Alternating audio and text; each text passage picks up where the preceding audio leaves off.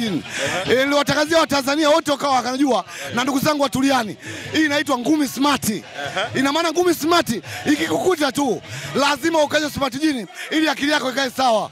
Kwa hiyo ni ngumi ambayo ilobarikiwa na Rais wetu wa Jamhuri ya Muungano wa Tanzania Mama Samia. Kama tulivyomwahidi mama, tunapambana kwa juhudi zako, tunakupa miaka 5 tena bila usumbufu wote. Unamwambia nini Gwada? Ni kama nilivyomwambia, Gwada ni bondia na mikosi, lakini kakutana ile ngumi smart, mikosi yake imeisha. Kuanzia sasa Gwada anakwenda mjini.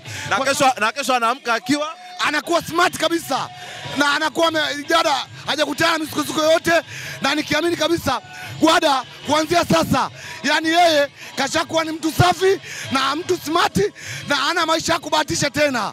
Ushampeleka mjini. Yani kwa pamoja sana, na Mwenyezi Mungu akunjue, ampokee Gwada kwenye safari zake zote ili apate riziki ya kula na familia yake. Mimi nikushukuru sana Mandonga. Asante sana, na nawashukuru Smart Jini kwa kunidhamini pambano hili. Mungu awabariki sana.